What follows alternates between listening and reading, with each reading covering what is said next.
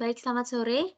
Uh, pada sore hari ini, kami bertiga akan membahas mengenai Metaverse. Saya Karisma Nirmalasari dari Prodi Pendidikan Bahasa Mandarin 2018, dan kedua rekan saya silahkan diperkenalkan diri. Ya, halo semuanya yang menonton video ini. Terima kasih sudah klik video ini ya. Nama saya Naomi Resya dari PPBM 2020 sebagai salah satu dari anggota kelompok 5 untuk mata kuliah kewarganegaraan. Terima kasih. Oke, selanjutnya Max. Ya, nama saya Maximiliano Ronaldo Halim, saya dari Prodi Kimia Angkatan 2020. Oke, kita langsung ke topik utama. Sebenarnya, apa sih Metaverse itu? Dari sudut pandang saya sendiri, Metaverse adalah dunia nyata yang diimplementasikan ke dalam dunia maya. Nah, kapan hal ini mulai hangat dan jadi perbincangan di masyarakat? Saat Mark Zuckerberg mengubah nama Facebook menjadi Meta. Nah, di situ mulai dipertanyakan sebenarnya Metaverse itu seperti apa, ada di bidang apa saja, dan bagaimana sih dalamnya sebuah Metaverse itu? Mungkin teman-teman bisa menjelaskan. Mungkin dari Max mau menceritakan tentang Metaverse, menurut kamu gimana?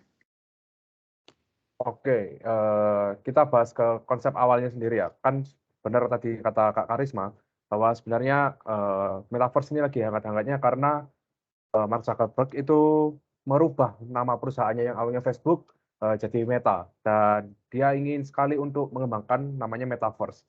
Nah, konsep awal Metaverse ini sebenarnya bukan dari baru-baru ini aja, tapi udah lama sekali.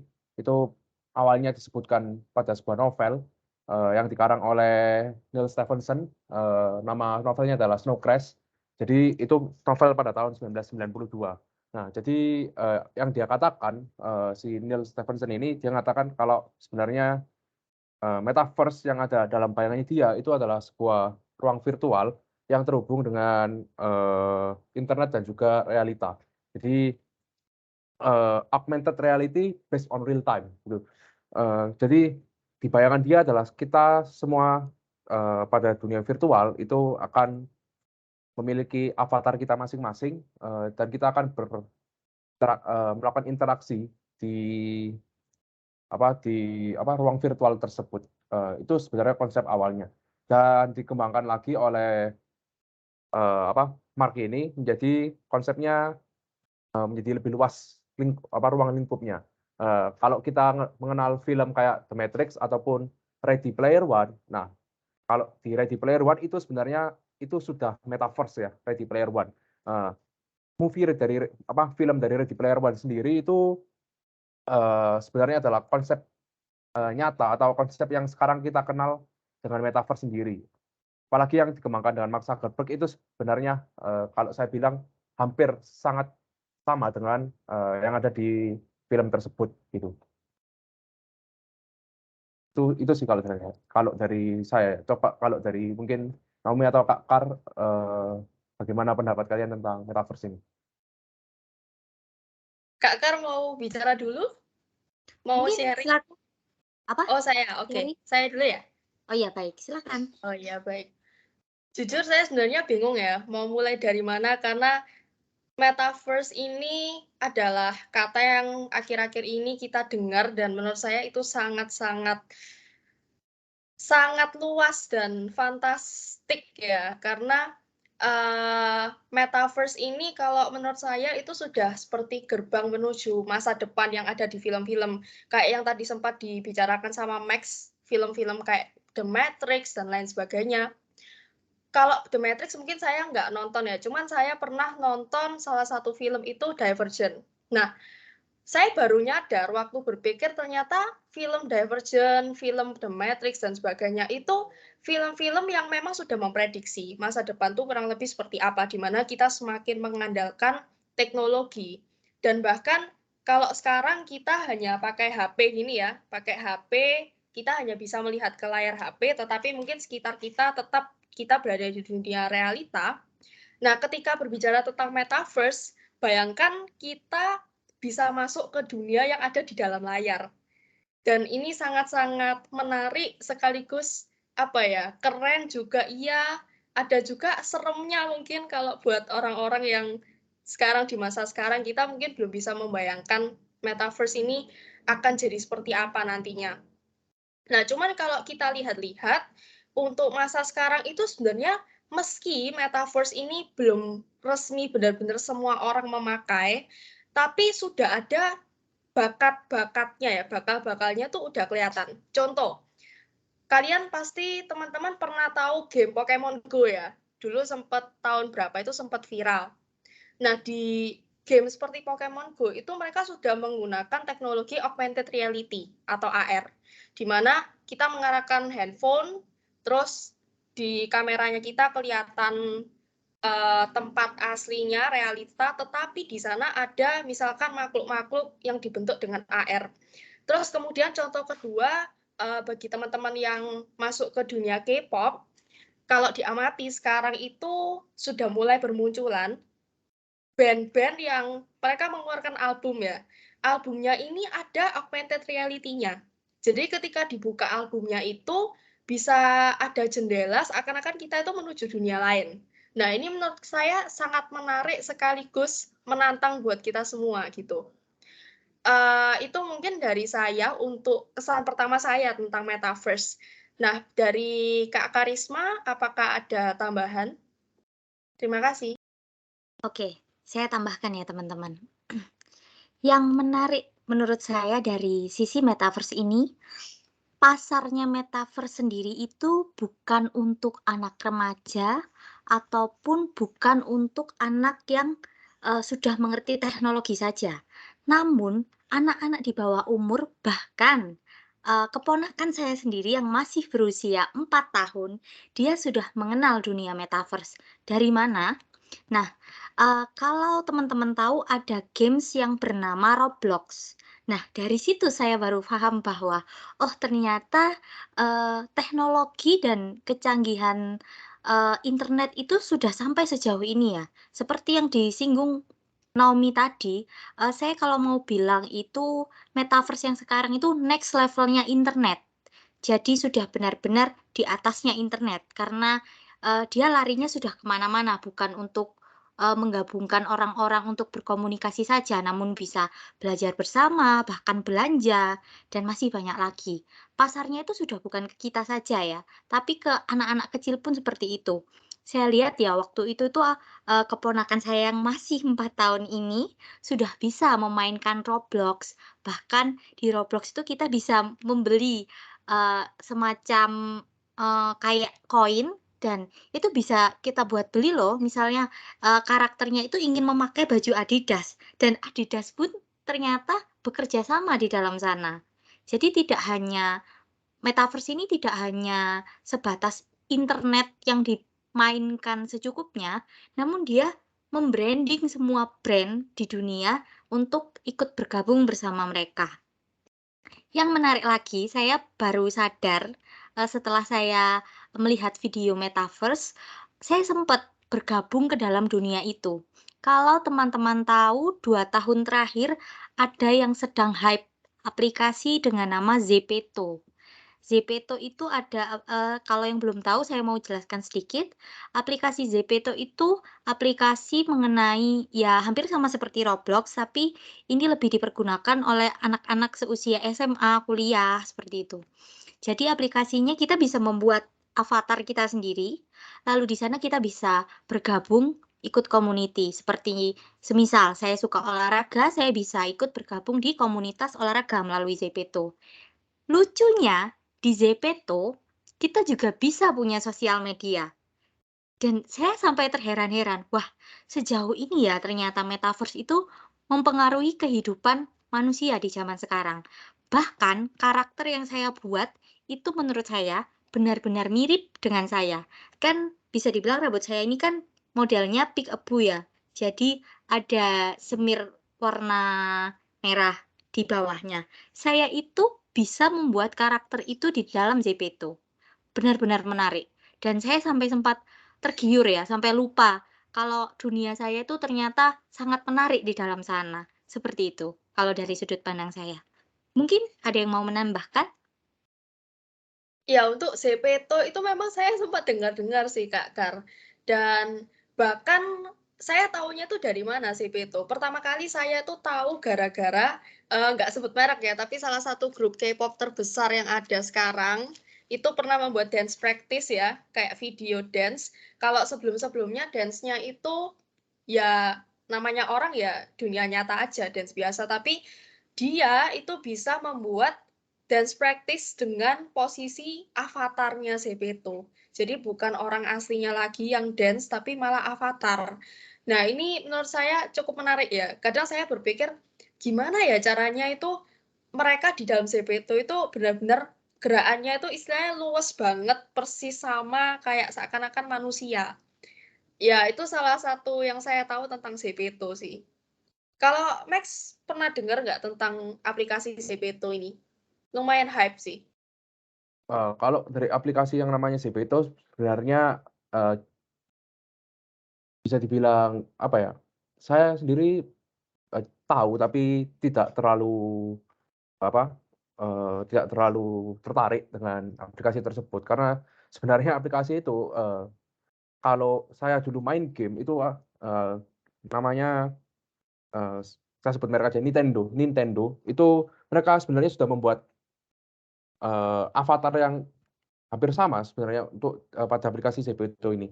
Jadi di sana, kita bisa berjalan ataupun, dengan avatar itu kalau kita main namanya Nintendo Wii, itu, kita bisa bahkan, bermain tenis atau apa. Jadi sebenarnya, bukan hal yang baru lagi kalau bagi saya. Dan lagi pula kalau kita kembali ke metaverse sendiri, sebenarnya benar kayak kata Kak tadi, itu, kayak tadi brand-brand besar sudah pada masuk dan, yang lebih menarik lagi ada konser virtual dari Ariana Grande yang digelar, di, metaverse ini. Itu kan menunjukkan bahwa pasarnya sangat luas sekali, untuk, metaverse ini dan juga sangat beragam. Kalau dari saya itu dulu sih. Sama ini deh Kak Kar, tadi kan sempat Kak Karisma mention yang tentang di augmented reality itu udah mulai ada kayak bisa belanja, terus ada merek-merek terkenal yang masuk. Nah, itu juga saya sempat mendengar tentang kabar itu dan menurut saya, wah ini benar-benar kayak kehidupan dunia yang benar-benar baru ya. Karena sampai logikanya kalau sampai ada merek-merek terkenal, contoh deh misal Nike atau apa sebagainya, mereka sampai bisa membeli lahan istilahnya kan, mereka mendirikan toko yang secara virtual di dalam metaverse itu nanti, itu membuktikan bahwa perusahaan-perusahaan ini itu bisa melihat prospek yang ada di metaverse ini ke depannya. Dan menurut saya dari penjelasan Mark Zuckerberg di videonya itu ya, yang Metaverse and How We'll Build It Together, itu dia benar-benar menegaskan bahwa Metaverse ini nantinya akan sangat memengaruhi kehidupan kita di berbagai segi gitu. Dan ya ini sangat sangat luar biasa gitu. Oke, lanjut ke teman-teman yang lain. Oke, mau menambahkan sedikit sebelum kita membahas ke materi yang lebih inti lagi ya teman-teman. Mohon maaf sebelumnya kalau suara hujannya terlalu keras. Nah, metaverse sendiri itu sebenarnya tidak hanya untuk media kita bersenang-senang, menonton konser, ataupun bermain-main ya di sana. Karena metaverse sendiri sudah dibagi ke beberapa plot-plot. Ada metaverse di bidang pendidikan, lalu kedepannya ada metaverse di bidang kesehatan. Yang saya tahu dari artikel yang saya baca, metaverse di dunia pendidikan itu sudah diterapkan di beberapa universitas di dunia. Salah satunya ada di Universitas Ammar Arabic University. Di sana kita bisa mempelajari mengenai metaverse itu seperti apa. Dan kita tidak perlu pergi ke kampusnya karena kita juga bisa membuat karakter di sana, lalu apa namanya, kita bisa bercengkrama dengan teman-teman, bahkan kita juga bisa ke kantin, tapi secara virtual, secara karakter yang sudah kita buat, seperti itu. Kalau di Asia sendiri tadi saya baca ada salah satu kampus di Thailand yang sudah me mengimplementasikan metaverse di dunia, pendidikan. Baik, ada yang mau menambahkan? Max, gimana pandangannya? Cukup dulu sih kalau dari aku. Oke, mungkin aku mau menanggapi sedikit ya dari yang Kak Karisma bilang tadi, video itu menjelaskan bahwa metaverse ini memang sudah dipetak-petakkan. Nah, menurut saya video itu memang tujuannya adalah menjelaskan bahwa metaverse ini akan sangat masuk ke kehidupan kita bahkan dari segi yang sekecil apapun, mulai dari entertainment, mulai dari ekonomi, mulai dari pendidikan dan sebagainya. Nah, sebenarnya ini kita berbicara, kita hubungkan ya antara metaverse dan juga kewargaan digital. Karena kan metaverse ini nantinya di masa depan kemungkinan akan menggantikan handphone kita, laptop kita yang bentuknya layar kotak kayak gini sekarang ya. Nah, itu kalau menurut teman-teman gimana sih untuk keamanan dari kewargaan digitalnya sendiri ketika nanti metaverse ini digunakan oleh seluruh orang di dunia? Kalau menurut saya ya, saya sempat berpikir seperti ini, teman-teman. Waktu melihat video yang di YouTube itu tentang metaverse, itu ada satu bagian tentang entertainment, di mana ada orang nih, misal mengadakan konser, itu kan, ada konser, terus ada penonton yang benar-benar hadir di tempat itu. Terus tiba-tiba ada satu orang menggunakan teknologi metaverse, datang dengan sendirinya dalam bentuk tubuhnya dia yang avatar itu tadi. Jadi dia bisa menyaksikan konser, tapi tubuh aslinya nggak benar-benar ada di sana. Terus sampai saya berpikir, apakah hal-hal seperti ini aman? Karena bisa jadi orang yang tidak kita inginkan, misalnya dia datang ke tempatnya kita berada, atau mungkin kayak konser gitu kan harusnya ada tiket masuk dan sebagainya ya. Tapi itu orang bisa tiba-tiba datang di sana gitu, tiba-tiba muncul gitu aja. Nah, menurut saya sebenarnya tidak masalah apabila kedepannya dari produsennya yang menciptakan metaverse ini, yaitu Mark dan timnya itu mampu untuk menciptakan privacy policy gitu untuk metaverse. Tapi kalau misal sampai tidak ada jaminan untuk privacy policy-nya itu, nah itu akan berbahaya. Menurut saya bahaya di privasi, bahaya juga mungkin bisa mengarah ke pelanggaran HAM kalau memang tidak ada aturan yang ketat ya. Karena kan ibaratnya, oke, misal di realita ada orang yang mau bertindak jahat. Dia mungkin nggak bisa bertindak jahat di realita, tapi dia bisa melakukannya di metaverse. Karena dianggapnya, oh metaverse ini kan dunia lain, nggak akan mengikuti peraturan negara kita yang realita ini. Jadi orang bebas melakukan apa di sana. Nah, itu sih yang sedikit saya khawatirkan. Kalau menurut pandangan teman-teman yang lain, gimana untuk hal ini? Oke, kalau dari pandangan itu sendiri untuk kewargaan digital, sebenarnya kewargaan digital itu kan sangat melekat hubungannya dengan budaya-budaya kita kan ya.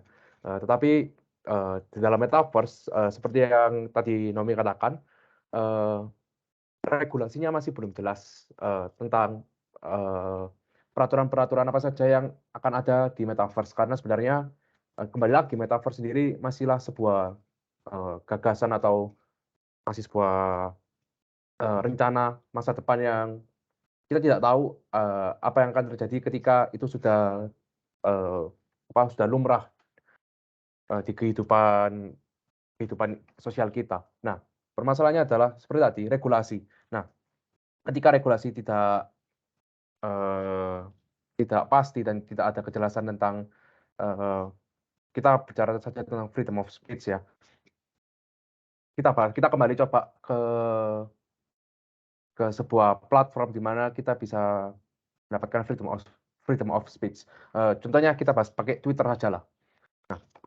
Twitter sendiri kita tahu, kita bisa berbicara tentang apa saja yang kita inginkan gitu kan. Tapi tetap, karena kita bisa bicara apa yang kita inginkan, maka orang lain juga bisa berpendapat tentang apa yang mereka inginkan juga, atau apa yang mereka pikirkan juga terhadap argumen kita. Nah, kita kembali lagi, kalau itu terjadi di metaverse, maka, eee, kita ambil karena ini masih sebuah gagasan, mari kita berimajinasi juga. Ketika kita mempunyai sebuah rumah di metaverse, lalu kita dengan santainya berbicara ataupun, kita melakukan apa ya, chat atau, sebuah, apa namanya, argumen yang membuat orang tidak nyaman, maka apa yang akan terjadi, bisa saja seperti tadi yang dikatakan Naomi, sorry, kameranya jatuh. Oke, bisa saja seperti kata Naomi tadi, bahwa kalau kondisinya tadi, apa, yang dibicarakan Naomi adalah konser, bisa saja yang terjadi adalah orang itu datang ke rumah virtual kita, dalam tanda kutip, untuk melakukan, hal-hal yang bisa juga di luar nalar kita. Nah, tapi permasalahannya, ya kan itu dunia virtual, oke dunia virtual, memang secara fisik tidak, tapi secara emotionally itu kan masih tetap, bisa membuat situasi hati kita ini ya, apa, terganggu. Contohnya kalau kita misalkan memberi suatu argumen lalu orang tidak suka dan membicarakan hate comment dengan, melintasi batas-batas, hate comment yang dalam tanda kutip tidak wajar, maka seperti yang saya katakan tadi, tidak secara fisik mungkin tidak, tapi secara emosional itu kan bisa membuat, kita terganggu. Dan ketika kita keluar dari dunia virtual, yang saya takutkan adalah ketika itu terbawa ke realita kita. Nah, ketika di realitas, eee, mental kita atau emosional kita tidak terjaga, otomatis, banyak sekali tindakan-tindakan dalam akan terjadi tindakan-tindakan negatif yang mungkin kita tidak akan sadari gitu. Atau mungkin, karena mereka tahu itu ruang virtual, oh ya kita bicara sesuka hati, takutnya apa yang mereka bicarakan di sana keluar dalam, dunia realitas dan tentunya akan membawa permasalahan yang jauh lebih berat karena, di realitas kita bisa kalau mau dalam tanda kutip "pukul-pukul" aja gitu kan. Jadi kalau dari aku itu sih, ketakutan untuk, apa, regulasi atau apa yang seharusnya dilakukan metaverse, tapi, karena ini masih sebuah gagasan, tentu saja, karena ini masih sebuah gagasan gitu ya, jadi tentu saja, gini, sebuah peraturan atau sebuah policy itu lahir biasanya kan karena terjadi atau terjadi dalam tanda kutip "error" dulu baru diperbaiki. Nah, jadi menurut saya tetap harus dipantau dulu atau kita harus maka atau apa, sekarang kita itu harus sadar bahwa, hal itu bisa saja terjadi di dunia virtual dan bisa berimbas ke dunia realitas kita, gitu. Menyinggung soal regulasi yang sudah dibahas oleh Max. Nah, di sini lumayan sensitif ya kalau kita bilang regulasi. Karena, seperti kita ketahui, internet di negara kita sendiri ini kan semakin lama semakin berkembang ya. Dikatakanlah 5 tahun terakhir saja, internet sekarang dengan 5 tahun yang lalu sangat berbeda jauh tentunya. Nah, harapan saya dengan, metaverse ke depan, nantinya akan ada peraturan bahwa ada pembatasan-pembatasan untuk warga negara untuk menggunakan metaverse itu. Jadi tidak langsung metaverse ada semua bisa menggunakan, tidak seperti itu. Karena kan ya, semakin majunya teknologi, kita harus menyiapkan juga mental-mental dari, penduduk di negeri ini juga. Karena, seperti yang kita ketahui, sekarang itu kasus mengenai UU ITE dan lain-lain saja sudah banyak ya. Apalagi ke depan mengenai metaverse ini, sudah disinggung di negara kita, bayangkan saja kira-kira, selain kemajuan zaman, akan ada masalah baru apa lagi yang kita ciptakan di negara kita sendiri. Karena bisa dibilang negara kita ini belum terlalu siap, menerima kemajuan teknologi. Saya penasaran, kira-kira nantinya akankah ada undang-undang tertulis mengenai metaverse atau adakah hak-hak asasi manusia yang juga akan dituangkan ke dalam metaverse? Dari sudut pandang saya, nantinya kemungkinan memang ada, namun tetap penggunaannya tidak seefisien saat undang-undang itu dituangkan di dunia nyata. Bagaimana menurut teman-teman? Kira-kira hak asasi apa yang nantinya akan tertuang jika metaverse ini benar-benar meracuni negara kita? Waduh, kalau misal untuk peraturannya ya, Kak, ya, jujur saya sih untuk sekarang tidak terpikir untuk itu. Karena apa? Metaverse ini sendiri balik lagi masih hanya wacana. Jadi belum sepenuhnya terrealisasikan. Dan betul kata Kak Karisma tadi bahwa tidak semua negara itu siap ya untuk menerima teknologi metaverse yang seperti ini. Karena metaverse ini bisa dibilang memberikan kita kebebasan, benar-benar lebih bebas dari kita memakai layar sekarang. Karena ketika di layar nih, misal kita kan hanya misal mau melakukan kejahatan cyberbullying, oke, lewat teks ya kan, kita melontarkan komentar jahat, tapi kalau misal sudah metaverse itu kan ibaratnya kita sudah kontak langsung dengan orang lain. Dan ini akan lebih bahaya kalau metaverse ini nggak diiringi dengan perkembangan moral ya, maksudnya moral yang mendukung, yang siap gitu dari sebuah warga negara. Nah, ngomong-ngomong nih Kak, kalau tentang kewarganegaraan nih, nah aku tiba-tiba kepikiran mengenai isu identitas nasional ya, kalau kita kaitkan dengan metaverse.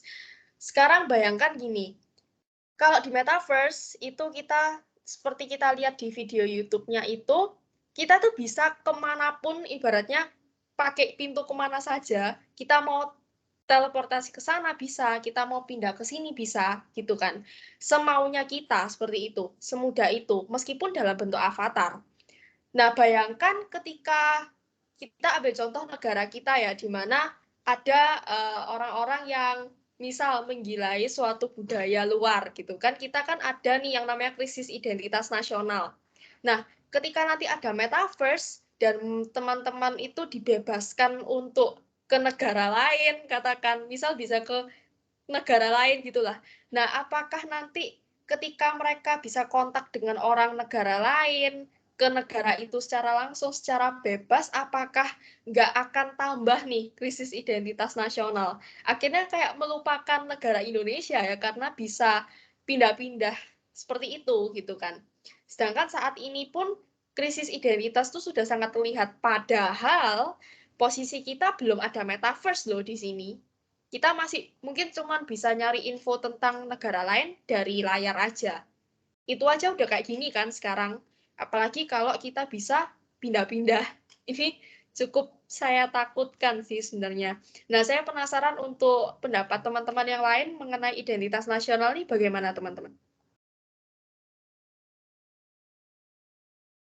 Oke, kalau dari aku akan mencoba untuk menyambungkan tentang tadi yang dibilang Kak Karisma, hak asasi dan juga nanti ke identitas nasional. Nah, kita bayangkan saja metaverse ini siapa pengembangnya? Pengembang dari metaverse itu kan banyak ya. Ada Meta, dari Facebook, Microsoft, Nvidia, Epic Games dan lain sebagainya. Nah, pertanyaannya adalah ketika nanti sudah selesai ataupun masyarakat nanti kita sudah hidup dalam di metaverse, maka jangan lupa bahwa perusahaan-perusahaan ini itu akan memegang data kita. Contohnya, kita kita ambil saja contoh Facebook dulu. Facebook pada beberapa tahun yang lalu pernah terkena kasus karena sebanyak sekitar 530 juta data penggunanya, tersebar, begitu kan. Bayangkan ketika ini terjadi di metaverse dan pasti akan terjadi karena Instagram ataupun YouTube akan melakukan hal yang sama. Kita ambil contoh yang paling dekat dengan kita. Ketika Instagram misalnya, FYP, apa yang kalian pikirkan tentang FYP gitu ya? Ketika kita suka menonton video tersebut, video yang kita sukai atau ya intinya video apa yang kita sukai, maka secara algoritma Instagram akan menampilkan video-video yang berkaitan gitu kan. Nah, bayangkan ketika ini terjadi di metaverse dan karena metaverse lebih real secara 3 dimensi, maka secara gerak-gerik kita pun akan eee, apa ya, bisa dalam tanda kutip "spy" gitu ya, Terdeteksi gitu termata-matai ya? gitu, terdeteksi, ya. Terima kasih, Naomi. Ya terdeteksi gitu. Nah, bayangkan ketika apa yang kita, eee, lakukan itu terdeteksi, maka banyak sekali peluang dari, eee, kapitalis-kapitalis tersebut untuk secara secara tidak langsung untuk mempengaruhi kita agar kita jadi lebih konsumtif. Misalkan di metaverse kita sering, membeli sesuatu, katakanlah produk baju ataupun make up ataupun games, maka yang mereka akan lakukan apa? Tentu saja, secara tidak langsung dia akan memberikan kita advertising tentang hal yang berkaitan seperti itu kan. Bayangkan kalau kita suka K-pop gitu ya, apa yang kita lakukan, pasti kita akan, apalagi di metaverse, maka kita akan membeli, apa yang kita sukai. Dalam tanda kutip, maka kita akan lebih konsumtif. Nah, hubungannya dengan hak asasi tadi, maka kebebasan kita secara langsung terpengaruhi atau bisa dibilang apa ya, termanipulasi oleh kapitalis-kapitalis tersebut. Nah, dan ketika kita lebih konsumtif, maka apa yang akan terjadi, tentu saja kalau kita suka andaikanlah tadi katakan K-pop, maka sikap konsumtif kita juga akan berpengaruh terhadap, identitas nasional kita. Kita akan kehilangan, budaya-budaya kita akan kehilangan, eee, apa, produk-produk yang harusnya kita banggakan di Indonesia, tetapi di metaverse, tentu saja banyak sekali yang akan kita inginkan dan kita akan menjadi jauh lebih konsumtif hingga sekarang. Padahal secara tidak langsung sekarang pun kita, masyarakat di Indonesia juga sudah sangat konsumtif. Itu sih.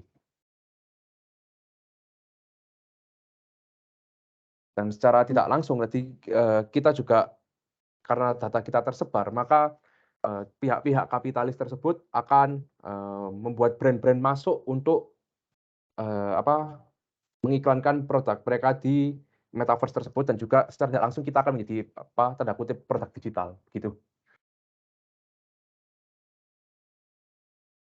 Itu sih kalau, apa, pemikiranku.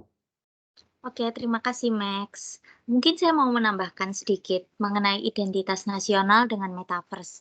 Eee, ya harapannya ke depan ya, karena belum ada metaverse saja saya merasa bahwa negara kita ini sudah mengalami krisis identitas nasional.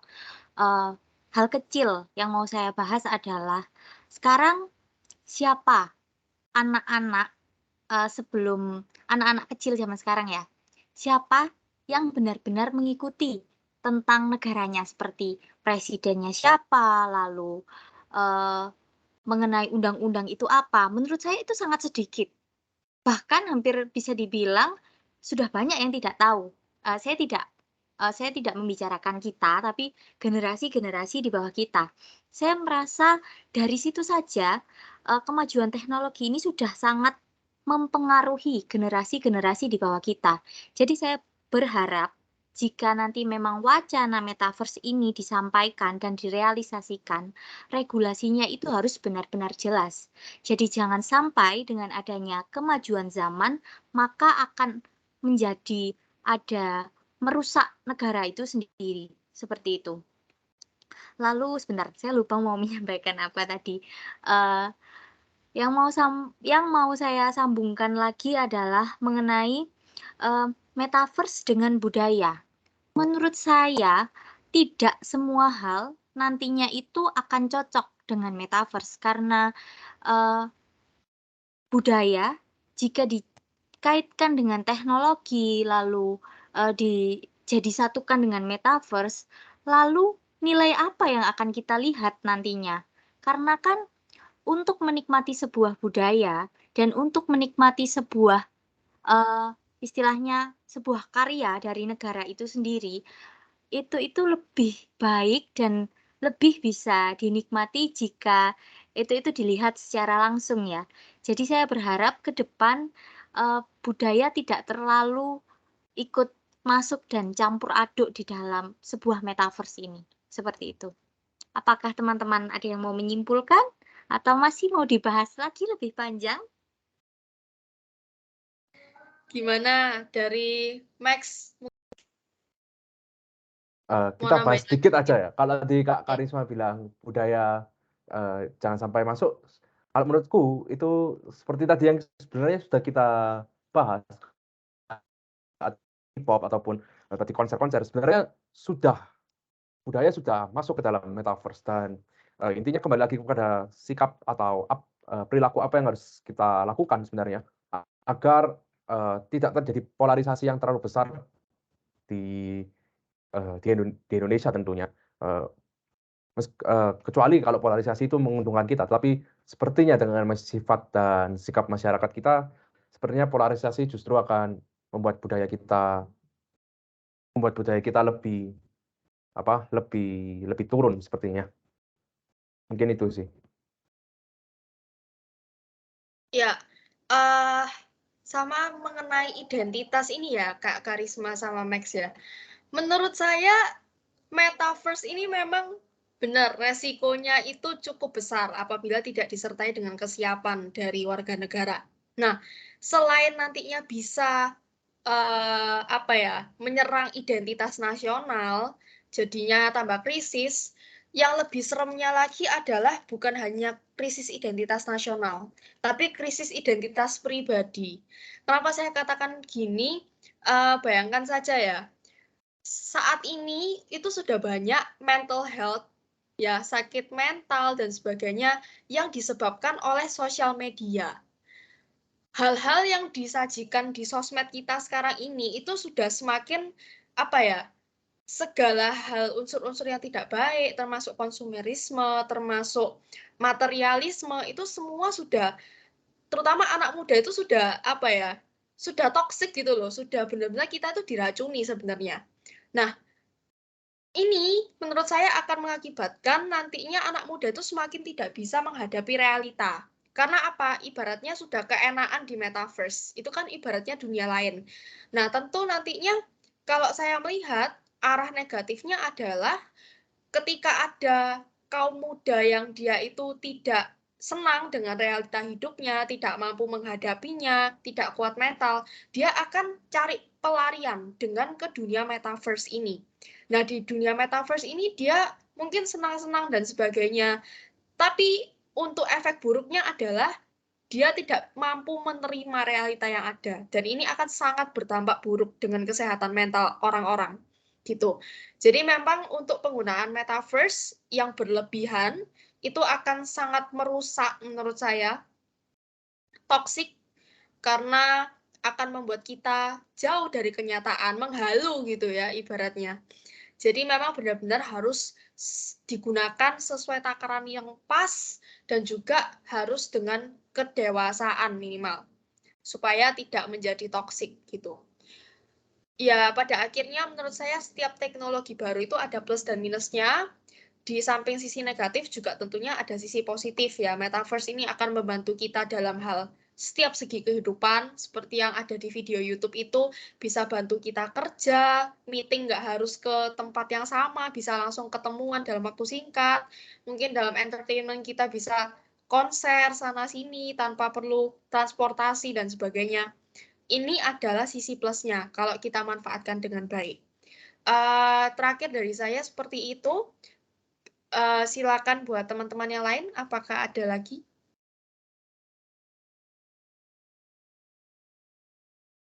Mungkin tambah dikit lagi untuk konkret dalam tanda negatif, kita sorry ini videoku agak nge-lag ya, tapi tetap suaraku kedengeran kan ya? Oke, ini udah aman ya? Dengar kok. Oke. Jadi gini, kita sekarang sedang, dalam tanda kutip, hype dengan apa yang disebut dengan NFT kan ya. Nah, kalau kita lihat, sebenarnya dalam tanda kutip metaverse ini juga bisa jadi sarang rasisme, terhadap terhadap interaksi sosial kita.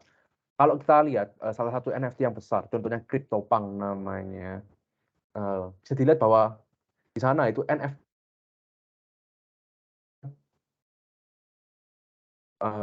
memiliki harga jauh lebih tinggi. Yang memiliki kulit putih itu jumlahnya jauh lebih banyak dari yang kulit hitam. Dan sekarang masalahnya adalah yang mengontrol NFT ini kan bukan dari satu orang saja, melainkan banyak orang. Dan bisa kita lihat kalau dari harga, maka sebenarnya kalau yang kulit putih lebih mahal, maka dalam tanda kutip banyak orang sekali yang lebih tertarik untuk membeli yang kulit putih daripada kulit hitam. Dan sebenarnya harga itu kan kalau di NFT kan tidak terfokus pada diatur oleh satu orang begitu, atau satu perusahaan. Sedangkan kalau dalam tanda kutip di NFT saja masih terjadi rasisme yang seperti itu, kita bisa bayangkan apa yang akan terjadi ketika ketika metaverse ini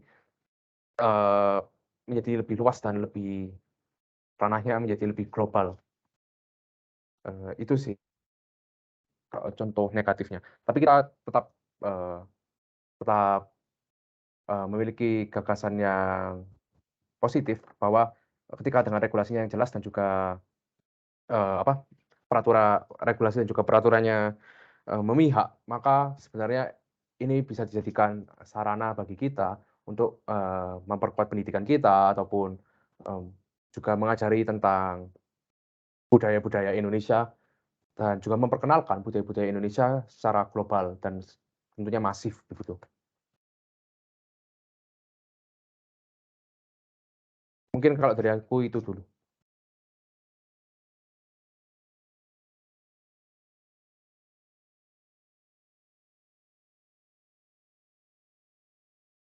Oke, thank you Max dan Kak Karisma.